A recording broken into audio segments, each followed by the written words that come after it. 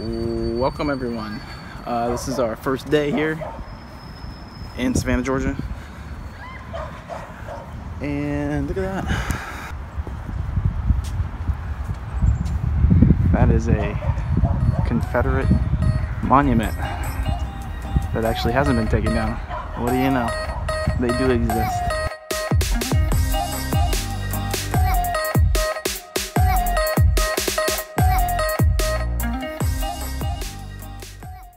So, as I'm sure most people know, Savannah is a city of a deep Confederate history.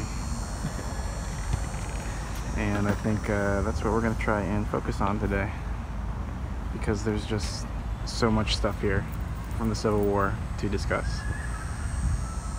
So the kind of historical district of Savannah is divided into these squares.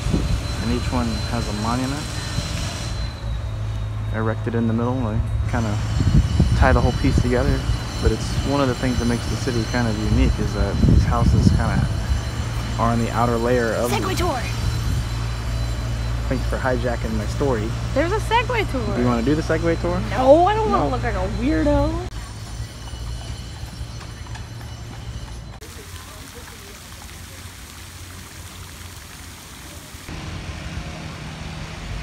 Alright, this spot is fairly significant in the later end of the Civil War, and that this was the headquarters of William T. Sherman, the Union general, who most infamously is known for burning down pretty much every city between Atlanta and here. So he's not the most liked guy in the South, but this building is also significant in that this is where he issued Special Field Order 15.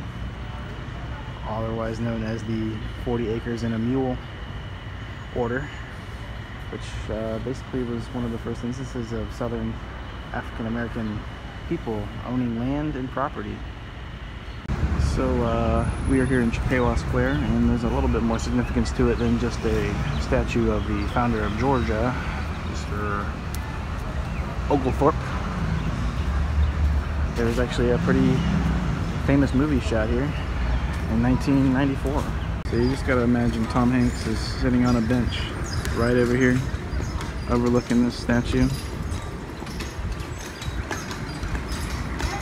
and you might be able to guess that it's Forrest Gump being shot here. They did all the bench scenes were shot here in Savannah, and I think the majority of the movie was shot in Georgia, but what do you know? Just a little piece of movie history. Alright, as promised, here's our little haunted section for the day. What is one of the oldest cemeteries in the southeastern United States? Maybe the oldest.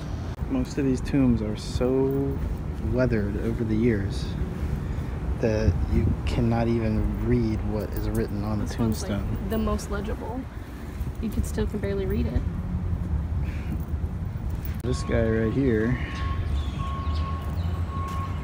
died in a duel, according to this nice placard right here. This guy here, Mr. Dr. Samuel Vickers, died in October the 13th, Anno Domini 1783, and XXX year of his age. This is probably one of the more famous of those interred here, and that is Major General Nathaniel Greene, who was one of the, I guess, right under George Washington as far as commanders of the Revolutionary Army. He even named his son after George Washington. So, very interesting there. I'm going down the historic steps using my own risk. Woo! Oh. Oh. I like this mural that's commemorating Prohibition, or the push for Prohibition. We are going on a ghost tour.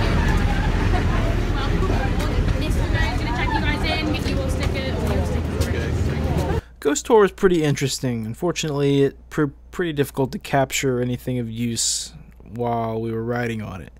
It's just too dark, and the tour used this format of bringing out actors to portray real people, and it just didn't make for anything too interesting to capture on camera that I couldn't just play out in its entirety. But I do want to talk about the stop the tour made at the Sorrel-Weed house. This house was built in 1935, and it's known around the country for being pretty haunted, even being featured on a lot of those popular ghost hunting shows. But the house sits on the site where 12 British soldiers were killed in a battle in the Revolutionary War, and legend has it that they built the house directly on top of their bones, not even making an attempt to remove them. Another popular legend that can be a little bit more confirmed is that the mistress of the house threw herself from the third-story window after discovering her husband's infidelity with a house slave. But haunted or not, it's definitely pretty creepy to go inside. There's a musty, cool, eerie feeling. It's just kind of neat to see a house so intact and in touch with this bygone era. And I had a good time. Anyways, guys, that's the end of this video. I hope you enjoyed it.